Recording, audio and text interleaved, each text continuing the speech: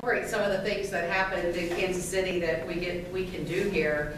And it was more of, when we went there, it was more of a, well, you can do this, and you can do this, and you can do this. And we're like, oh my goodness, so can't wait to see the changes that come through here and how much even more wonderful we're going to make this organization. Is anybody here for the first time today?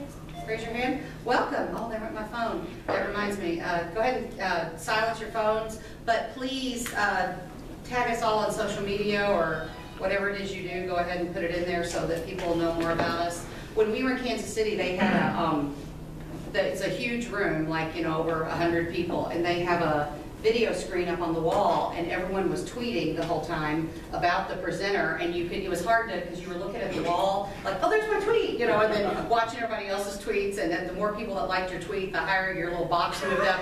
It was very, you know, what do I want to say, millennial would that be the word? But it was also very distracting, but it was kind of cool because you saw how many people were engaged in what was going on, or how many people wanted to see their name on the wall. I don't know which one.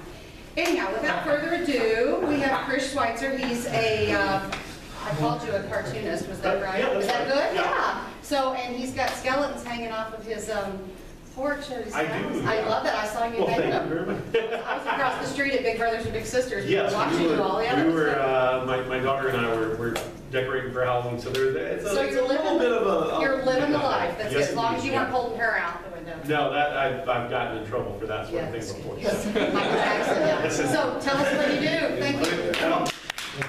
Thanks everybody first of all for having me out today.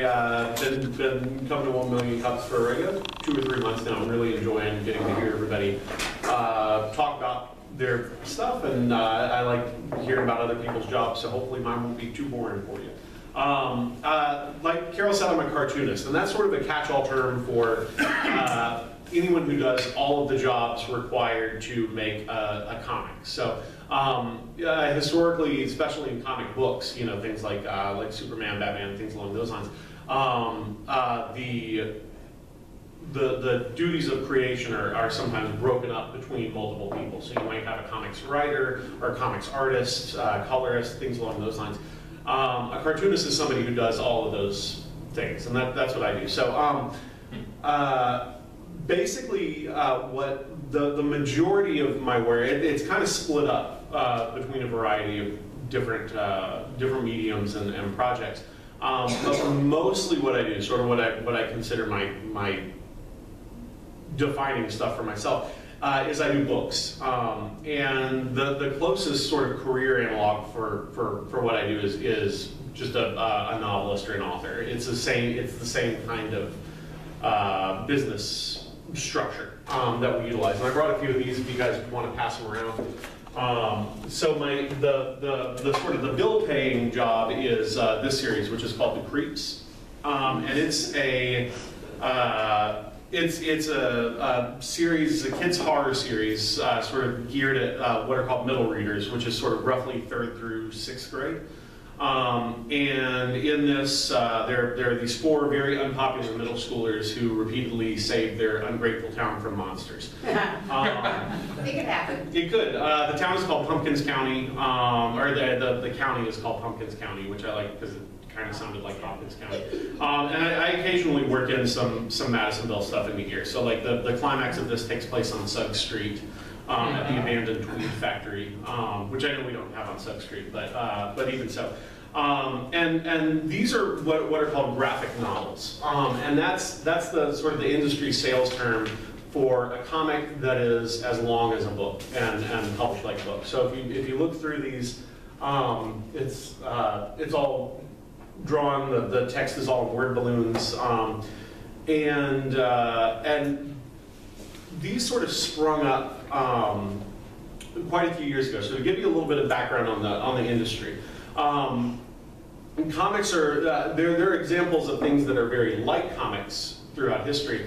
But comics are pretty much, you know, like jazz or a lot of other things. They're an American art form, and really sort of came into their own around the turn of the century with newspaper, turn of the 20th century with newspaper cartoons that sort of developed into comic strips. So. Especially in an age where you had a lot of immigration. I think immigration peaked around 1907. where I think like 1 in every 7 Americans was a non-native.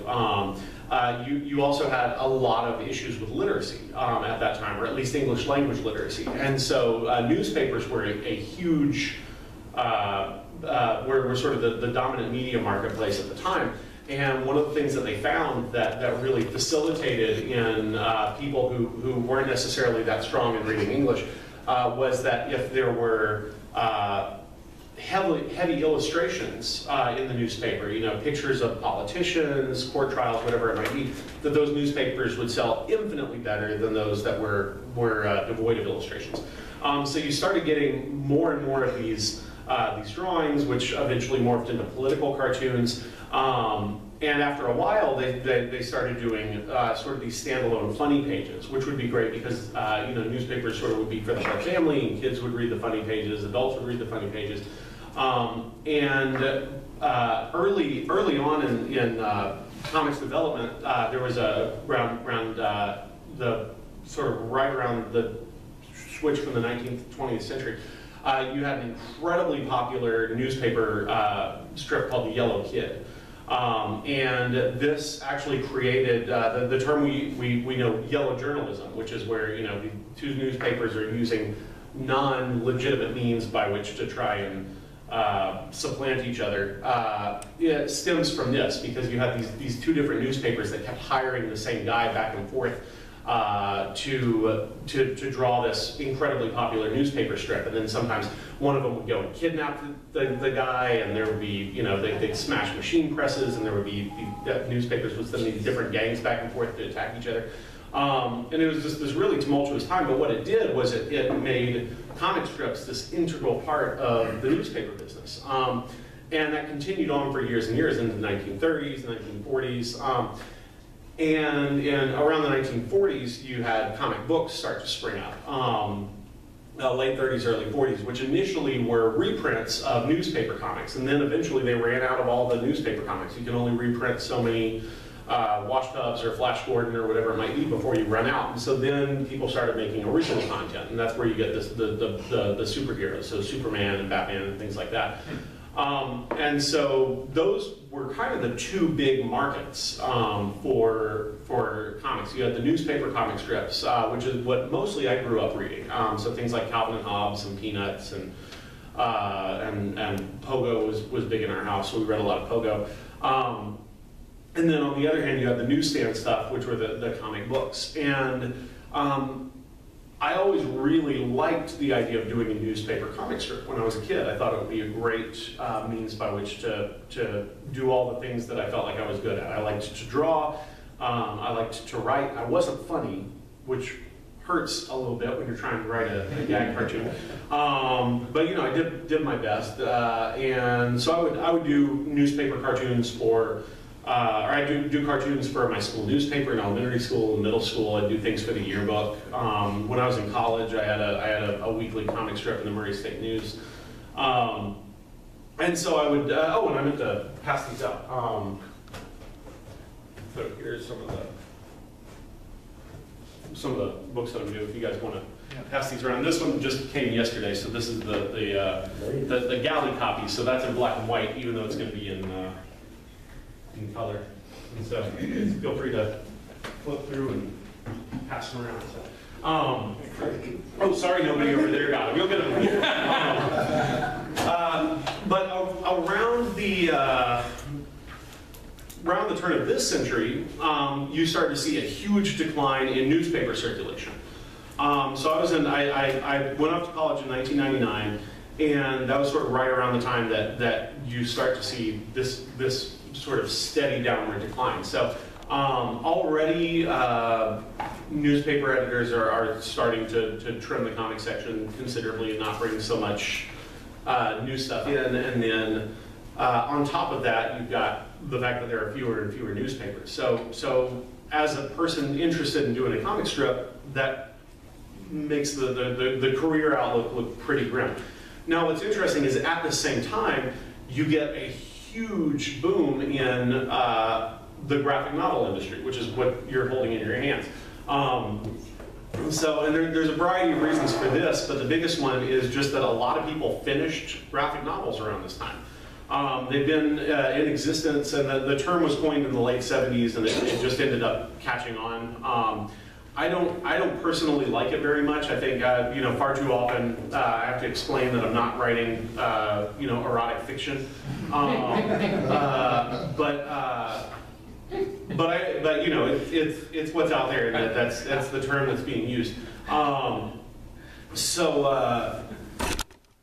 Around between 2000 and 2005, bookstores that had previously, you know, in their comic section, they might have, you know, a few newspaper comic strip collections and some superhero titles, all of a sudden had all this original material, these standalone reading books that you could find, and they, you know, they started winning awards, and they get the Booker Prize or the Pulitzer or whatever it might be.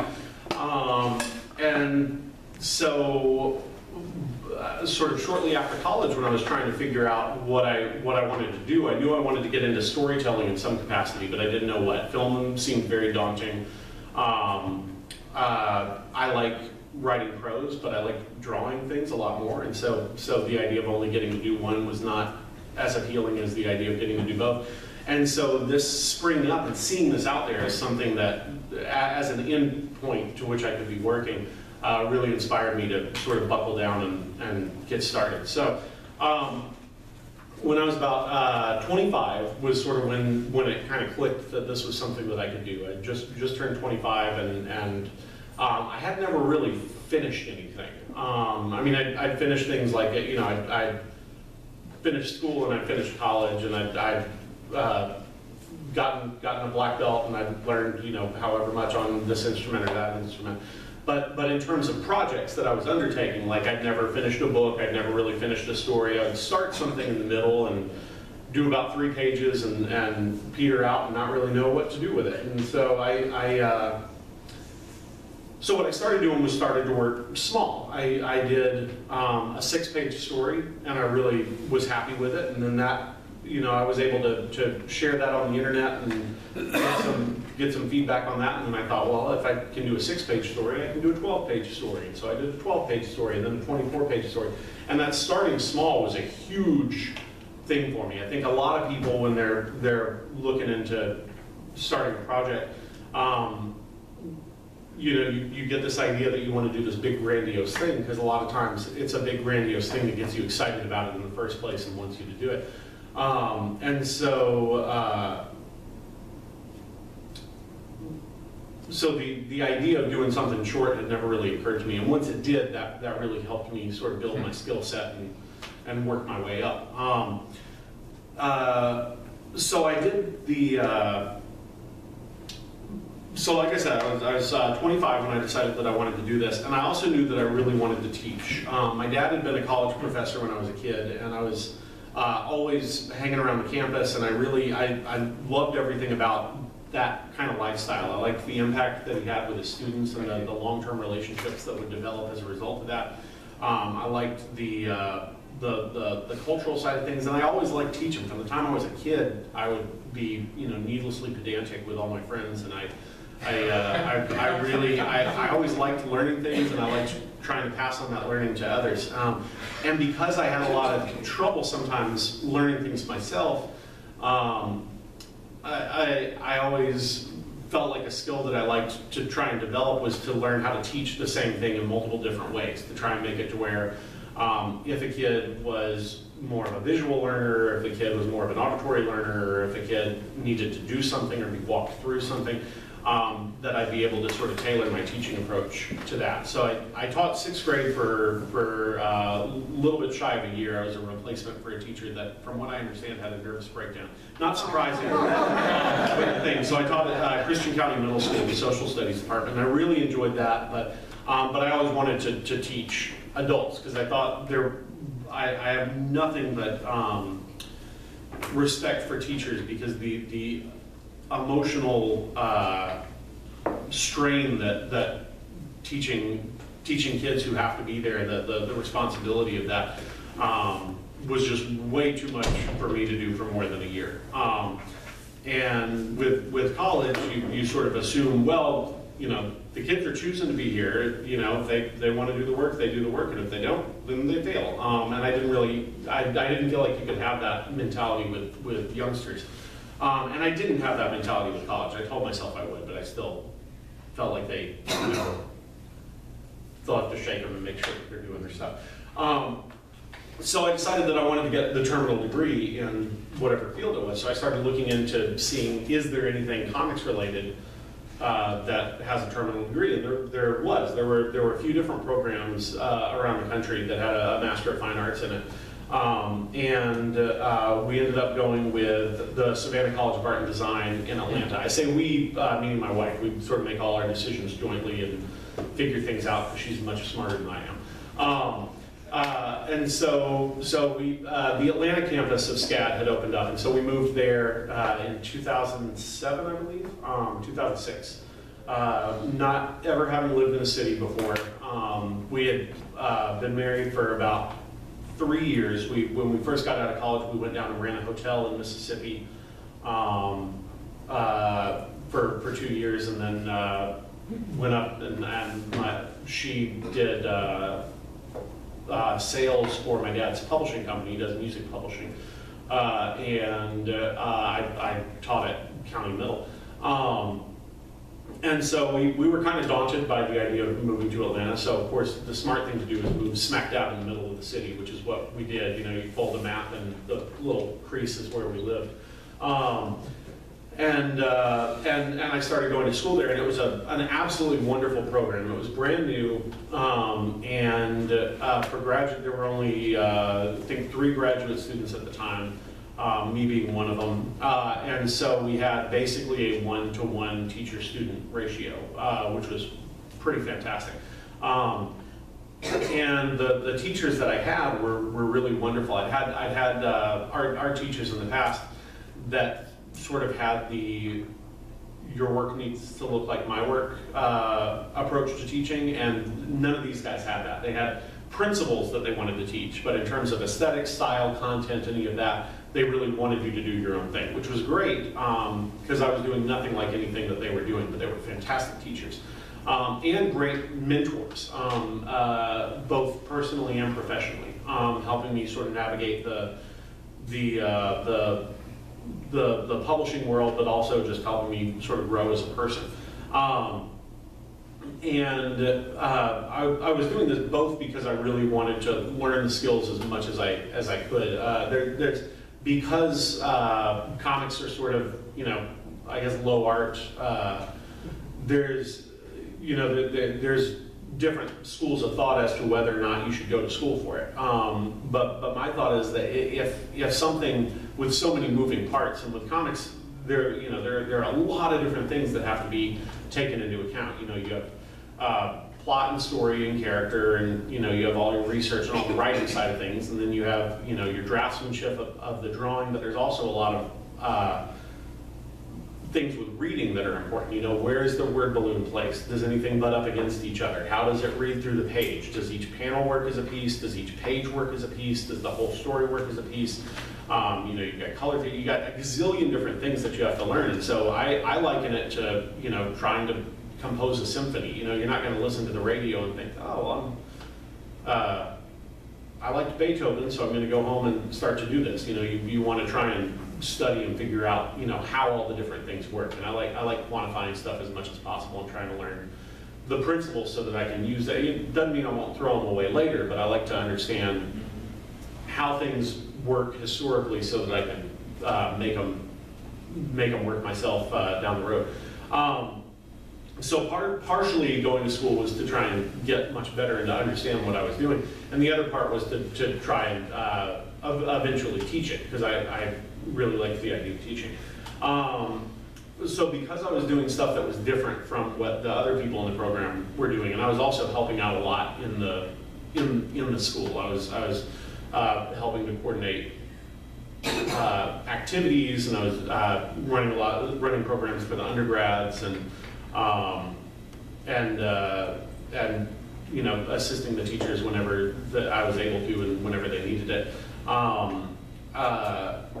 And because I was doing different things than what they were doing, asked if I wanted to teach there, which I really, really did. I thought I would go and maybe start programs that we had at SCAD were so good that the idea of teaching anywhere else and not having these students was kind of soul-crushing. And so when they asked if I'd be interested in teaching there, I jumped on the chance. And so I taught there for 5 years. I did 1 year as an adjunct, and then I was a full professor for 4 years. And while I was doing this, actually, while I was in grad school, my first book got picked up, and that's the Krogan Adventures. So there are three of the three hardcovers are the original publication, which were done in black and white. And now they're reissuing those in color. So, so I was doing these books on top of teaching, and that was going really, really well. Until two things happened. One, I became a dad and moved to the suburbs. And those two things both cut into my work time. The suburbs aspect meaning that I was no longer able to take the train into work, which I used as time to grade papers, do research, work on writing, things along those lines. When you're driving for 45 minutes each way, you're not able to do that, or if you do, your fellow travelers will honk at you and yell as you veer back and forth between lanes, which is par for the course in Atlanta, so it's not that unusual to do the Georgia drift, as we call it. So those are a factor. The other is that the school came close to doubling the number of students per class. It had been 12 per class, and they upped it to 20. And I spent a lot of time one-on-one with each of my students, just to try and make sure that they were getting as much direction, feedback, and help as they needed. And once that increase of numbers, if I was doing 3 classes, I'm really bad at math. That's 8 times, what's 8 times 3? 24. That's another 24 students per quarter that I was having one-on-one interaction with. And that just, if you add that up to, about an hour a week per student, that really cut into work time. And so all of a sudden I've been doing about a book a year, and then I was doing no books a year. I was still working all the time. I was sleeping about 4 or 5 hours a night maybe, and but I just wasn't getting anything done. And so I sort of had kind of wrestled with what to do. My whole teaching approach was rooted in working and professional practices. While I do think principles are really important to teach, you can kind of learn principles on your own. And I think one of the things that I think is really important is that if you're teaching higher education, in charge of kids a lot to do it. And SCAD had really high tuition. I know because I paid it. I feel like preparing them for a job. I think doing college for a hobby is not a morally acceptable thing to do as an educator. And so I really wanted to prepare them as much as possible for the work industry. So at the beginning of every class, we had 2.5-hour classes twice a week. And the first 30 or 40 minutes of the first class of each week, they would be required to bring in a news story from one of the publishing outlet news sites, and we would talk about that and use that as a springboard to discuss different figures in publishing, different companies, problems that arise, things like that. And so hopefully, my thought being that hopefully by the time they graduated, they had a really good grasp as to what the temperature of the publishing industry was, and who the important players were, who to avoid, who to work with, things along those lines. And so because of this, if I wasn't producing work and making just as much of a living doing comics as I was teaching, then I wasn't really able to do the type of teaching that I needed to do. And so that mixed with sort of the I guess, for lack of a better word, the ego of liking to have books out there that people are reading. We decided, my wife and I decided that I would stop teaching and just do books, which was a really hard decision because there was never a period where I didn't absolutely love teaching. I loved it. It was just everything about it I loved. But you know, you only have so many hours in the day. And so in 2000 something, 3 years ago, whenever that was, I talked to my chair and my dean, both of whom had just been at bat for me at every step of the way, and I felt really nervous and bad about stepping down because I was, I like to think, a pretty important part of the department, and I knew that it would be tricky for me to, logistically for me to disappear, but they were very supportive about it. They told me from the get-go, they're like, you know, whatever you feel you need to do, we support you at 100%, which is great. And I'm still good friends with them and love getting to see them whenever I can.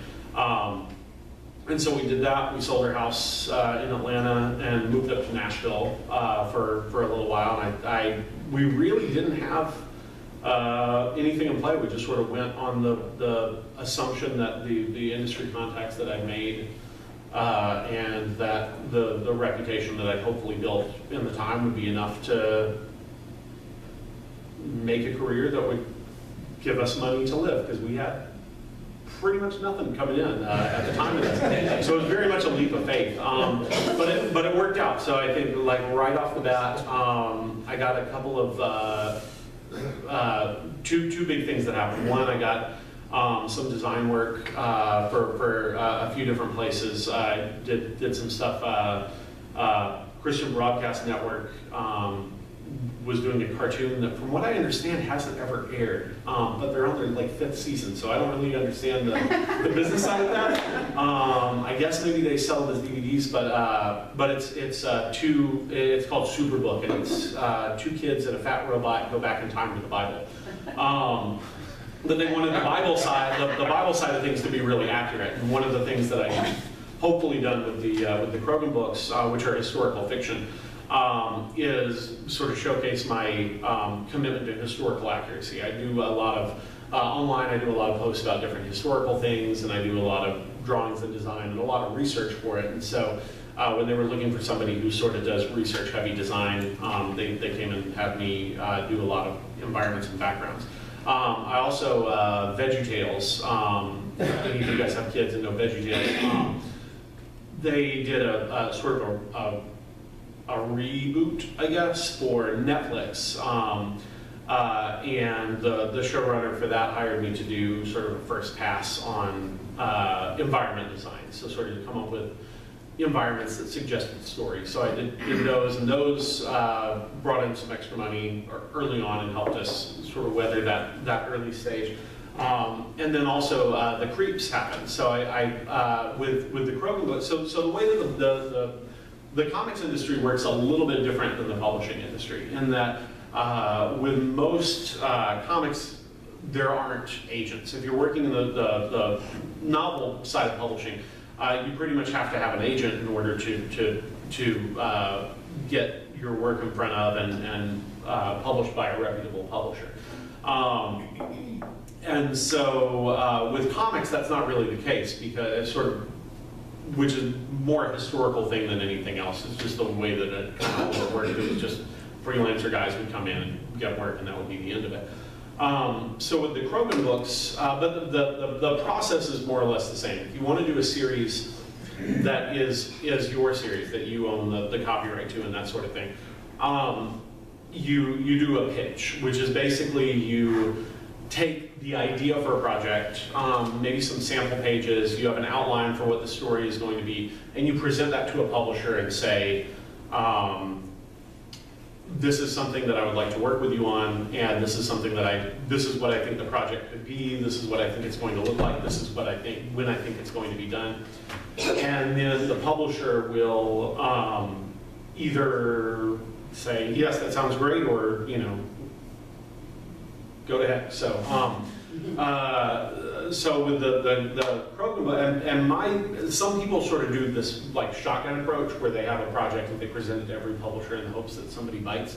And I've never had that, because I feel like each publisher has its strengths and its weaknesses. And so if I have a project in mind, I'll think, well, which publisher is this going to be most suitable for? And I'll approach only that publisher for the most part, or maybe a couple of them. And so Oni Press, who did the Krogan books, they were the only comics publisher at the time when I started this, was about 2008, that I thought were doing really good work in the genre field. So they were doing stuff that had existed in the 50s but hadn't really been since then. So comics that were romance comics, or mysteries, or westerns, or crime, or horror, whatever it might be. They were doing a lot of these genre stories, which I really liked that they were doing that, because most places weren't. Most everybody else was either doing kind of science fiction or power fantasy stuff, or super literary, kind of slice of life, New Yorker type stuff. And there wasn't really much in between, that kind of just fun airport read type of thing. And so I approached them about doing this historical series, and they said yes. Now, they were a much smaller publisher, and as such, their advances were pretty low. At the time that I did it, I think it was like $3,000 a book, and which is, for the amount of time that you're putting into a book, is like, 20 cents an hour. So not great. Now, the upside with that is that you own you get a much higher return on this once it starts selling. You get 50% of the profits, which is pretty good. Although, there can be a lot counted against profit, so which is can also sort of come back to bite you.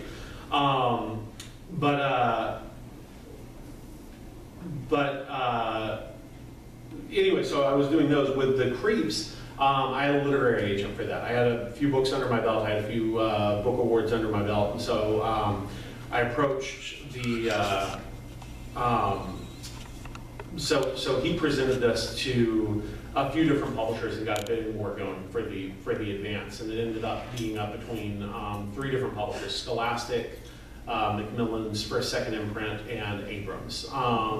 And I ended up going with Abrams because the editor that was going to be in charge with it was somebody that I had worked with before, and I knew I had a really good working relationship with. And the royalty rate was ridiculously high on it. It was a lot of times you'll average out anywhere between 8 to 10% of cover price, and they offered 16.5%, and then 20% after 20,000 copies, which is nobody had ever heard of anything like that. And my agent was like, "Are you sure you can do this?" And they said, "Absolutely." And then we signed with them, and they said, "We can't do this. We did the numbers, and we're losing like $1.75 per book. Can we renegotiate?" So, but I'm still happy that I went with them. They've got great bookstore penetration. They're really good about getting stuff. If you go to Barnes & Noble, like they're there, and they're in the Halloween displays and things along those lines, which is really good. So. You're doing great, and it's 10 after. I know we have lots of questions. Yeah, let's so if we don't get to something that you needed to say, we'll make it in the form of a question. But so, speaking of which, who has questions, Eric? I got a question. So how did you get to Madison? Oh, my wife grew up here. So, so I lived in Hopkinsville from the time I was 11 until I went off to school. And my wife lived here. So when we were in Nashville, there were a lot of things that were going on that we made it very stressful, mostly for my wife to live there. We had moved there partially because we really liked Nashville, and partially because my sister lived there. And while we were there, she ended up going through a fairly messy divorce, which sort of pulled us into the stress of that. And we, generally speaking, lead very stress-free lives, and so so that. The frazzlement that she was dealing with, I think, was definitely gave us sort of a we need to kind of reset mindset. And there was a house on East Broadway. I think it's near East and Scott. It was this brick house, and we thought, well, that looks fantastic. It was really cheap. It was big. We thought it would be perfect for us. It's a few houses down from where my mother-in-law lives, my wife's mother. And so we thought, you know what, we'll buy that house. That sounds good. We both had really good credit ratings, and we had contracts lined up, and we discovered that the new sort of predatory finance reforms means that we could not get any loans at all because I didn't have 3 years freelancing experience. So we had, I was like, can I show my advance contracts for future books and things along those lines? And they're like, nope. So the best we could get, I think, was from Hancock's, and they knew it was bad. They were really apologetic, but they were the only one that like really worked. Was we could get, I think, a 1-year balloon loan if we could do 85% down. Wow. So we thought, no, well, we'll just skip it. But at that point, we'd sort of sold ourselves on the idea of Madisonville, and decided to go ahead and stay. And so we talked to when we were looking at places. Joe Thomas had a lot of the downtown buildings, and we'd always sort of idealized the idea of living above somewhere downtown. And so when the apartment over Blackwell's opened up, he called us and we thought, well, that sounds good. We'll move to Madisonville. Cool. It's a cool apartment. That's a good question. Tim, go ahead. How much time, like, a day or week? It really depends. So it's early on in a project, I do some writing and a lot of piddling around. Now the piddling around is all practical stuff. Like I'll do drawings that I'll sell, or I'll work on this project or that project. But in terms of the books, the farther off the deadline is, the less I'm working on it. And then as it starts to steamroll, I start to marathon. And so by the end of a project, I usually do kind of 2 weeks of about 170 hours each.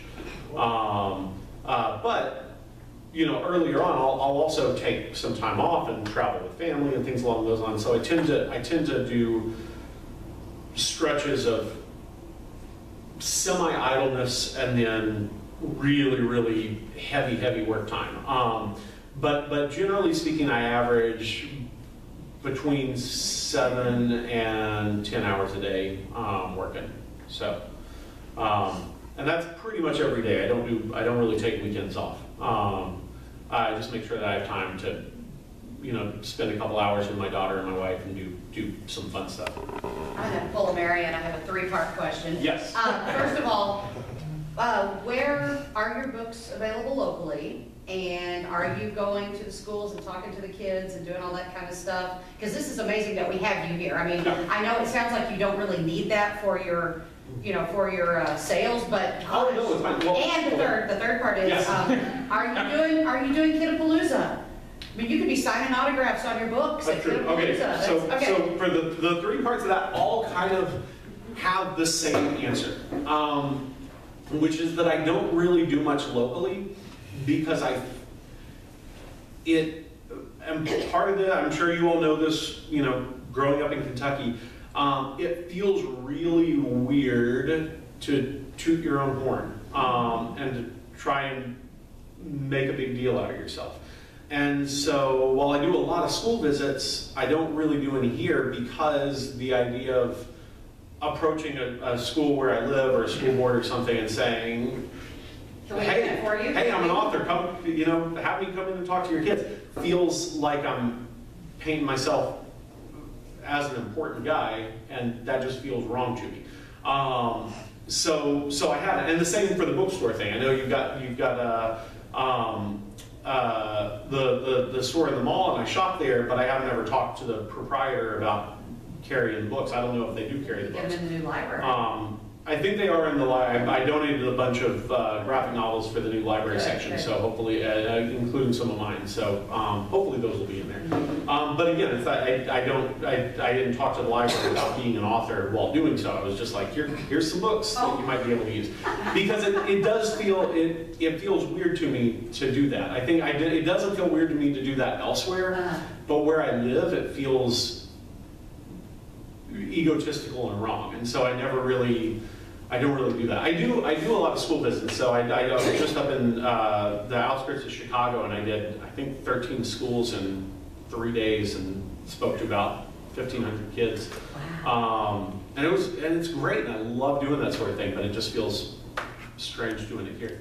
Yes? But what if the school board or the library sees this video and says, hey, we have a great graphic author in our midst. I'm absolutely happy then to would do you? it. Oh yeah, okay, hands down. great. I'm not adverse to doing it. I'm just adverse to Tooting your own horn. yeah. I don't want to Okay. do it myself. Does that make sense? I know Yes. that sounds. That's what we're here. Yeah. Maria, did you have a question? I was just gonna say, you a lot like me. Carson's I didn't know that was a thing. That's good. Yeah, well, you know, we're all pulling ourselves out of our shells. Carson is. Is that where you like being around people for like 20 minutes and then you like to go to pull a up dark for room. it? Yeah, that's my thing. Yeah, Carson's suffering through his required art classes this year, and because he's an engineer and he doesn't get art, it doesn't happen. It's art is engineering though, if it's taught in a specific way, and that's the way that I like to teach it. And I think you would do a great presentation, because I'm going to ask him to talk with Eric Crabtree at North. And I know Eric. Yeah, and just say, you know, this is great because it's, you know, it's the kind of books that you would have read when you were a kid, and it would have helped you even more with your love of reading. And the further on you get with it, the better it is. So it's great to learn it from the very beginning, see how it's made, and recognize it as, you know, a true art form. Well, and that was one of the things that was really hard for me and that I really wanted to approach when it came to teaching is that growing up, and this isn't to say that this view of art and this view of art teaching isn't valid, but growing up I was so taught that art was predominantly a form of self-expression, that the mechanics of it and the engineering aspect of it and those sorts of things weren't ever really taught. And I really like for art to be taught the way that you would teach math. Because for me, I feel like I can learn much more, and I can use that for self-expression, but I'd much rather learn like foundational building blocks that are really rigid and structured and that you can use as your springboard for other stuff. Yes? On the business side. Yes. Business. Looking back now, because you've achieved some success, you know, you're doing well. What would you have changed? There's honestly not really much. I feel like I've made mostly good decisions, and the thing with comics, and I think probably with writing in general, is that it's very much a long game. You kind of have to work for pennies for about 5 years, and then hopefully and there's a couple of aspects with that. One, you've developed your skills enough by virtue of practicing and doing it over and over that you are making better stuff that therefore will reach a wider audience and will sell better. But the other aspect of it is that you've laid a lot of professional foundations, and comics especially, more so than probably just about any other field in publishing, is almost, I'd say, you know, almost 85–90% of the work that comes around is a result of personal relationships. And we have an opportunity to build these relationships more so than a lot of other fields, more so than illustrators, authors, whoever, because of the comic convention circuit.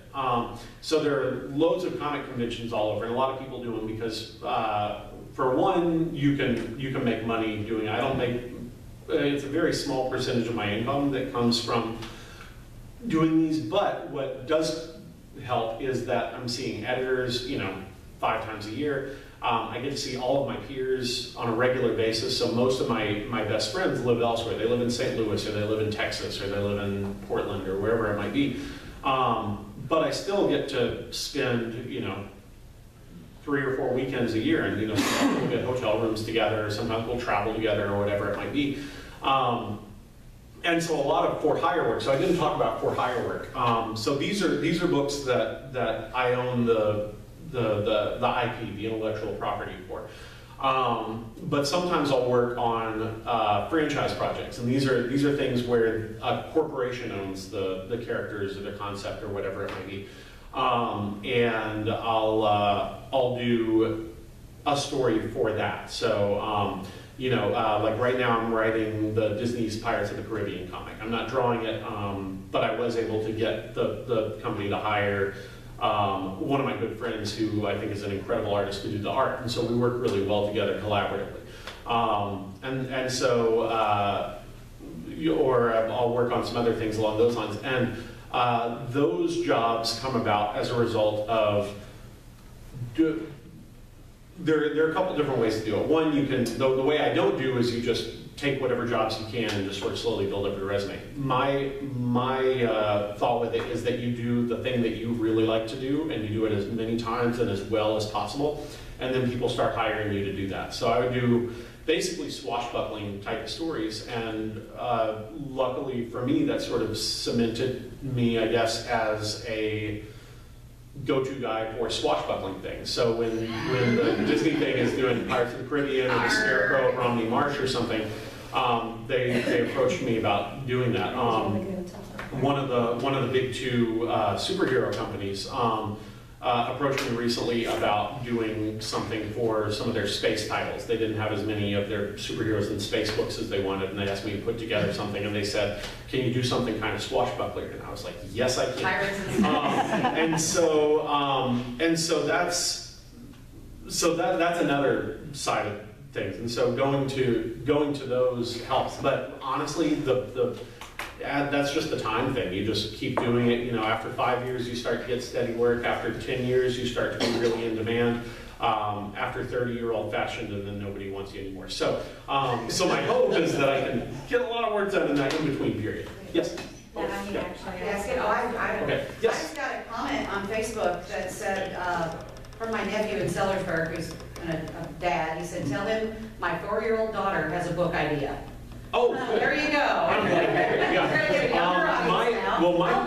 My daughter she'll be 6 in about a week and a half.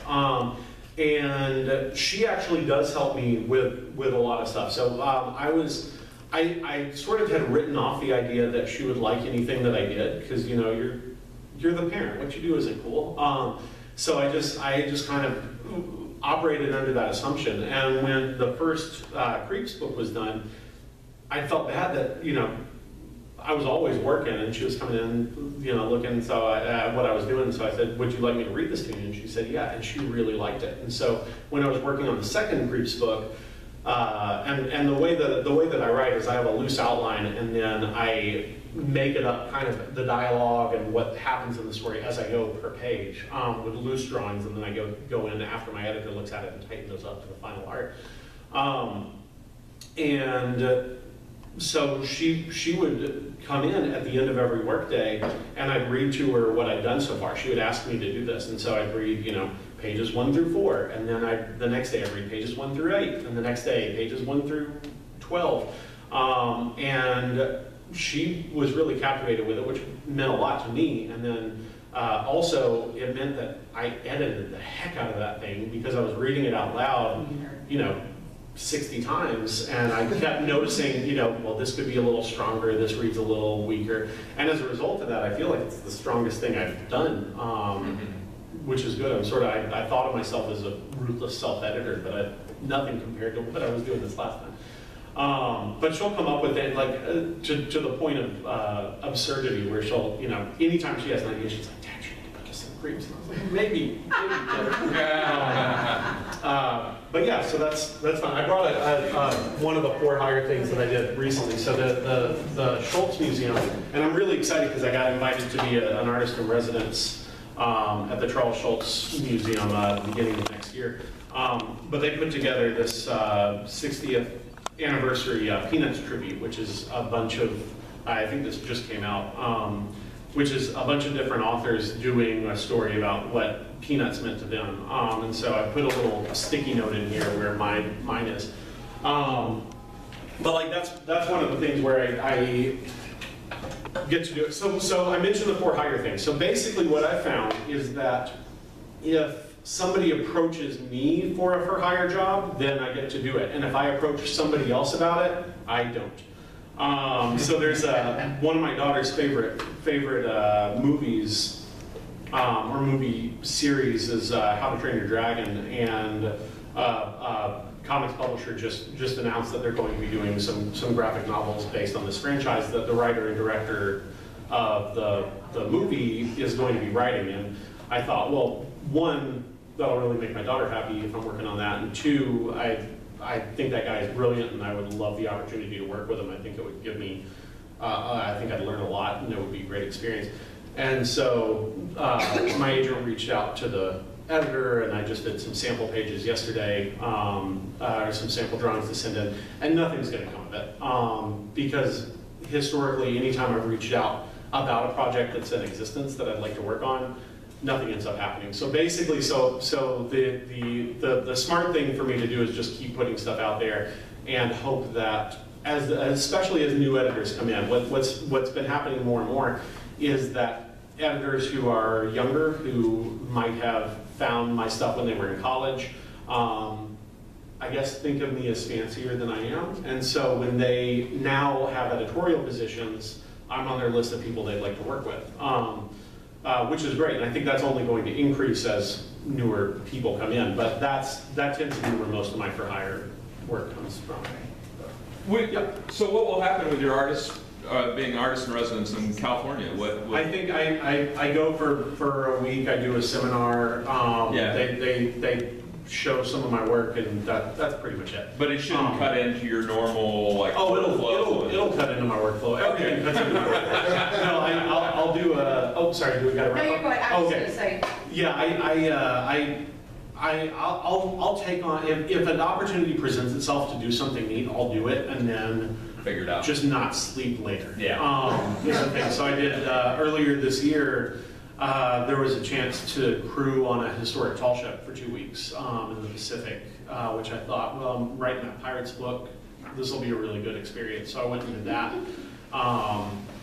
and trying to make up that time was really tricky, but it was a worthwhile endeavor. So, so anytime something like that, or if I get invited somewhere that seems neat, like I'll always say yes, which is dumb, but you know, I like experience. Does anybody have one more really burning question? Because this is it, we gotta stop after this. Ever sits in front of a mirror with one of those triangle pirate hats on with incense in your black beard? You know, I haven't, but the 300th anniversary of Blackbeard's death is like 2 years away, and I really plan on having a big. Work on that beard. Oh, I'm gonna have a big pirate party. We'll have a big boil, we'll shoot cannons, Roman gunpowder, the whole shebang. But I do make a lot. I do keep a mirror at the desk, and I make a lot of faces every day, hand gestures, body language, because you know, I mean, it helps if I'm drawing something. Even if I'm not looking at myself, I'll stand up and do it just to get a sense as to what the body would. That's awesome. Do so. Well, unfortunately, we have to stop. I would just love to listen more all day. And if you guys would do us all a favor, since our crowd wasn't really huge this morning, the video will be on the 1 Million Cups Facebook page and on YouTube soon as Barbara can get to it. Please share it. Please put it on social media. Share it with whoever. Email it to everyone so that we can get him, since he won't toot his own horn, so we can get him, you know, Madisonville famous, because he's got a few. I had a few more comments from people about, you know, way to go, Chris. All right. We're getting there, yeah. And I just wanted to let you all know, next week our presenter is still up in the air. We're trying to confirm somebody, but it's somebody fabulous, so just hang tight. The week after that, on the 4th, we have Greg Hefton of Hefton Farms. The 11th of November, we have Jenny Gibson from Mad City Bakery, her new endeavor. On the 18th of November, we have Kim Simons from the Synergy Lab at MCC. If you haven't heard about that, it's great. And on the 25th, that's Thanksgiving week, there will be no 1 Million Cups. So that's as far as we're scheduled out right now, but we've got pretty much the whole month of November taken care of, and next week we're, stay tuned. All right, thank you so much. Thank you. I really appreciate it. Hey.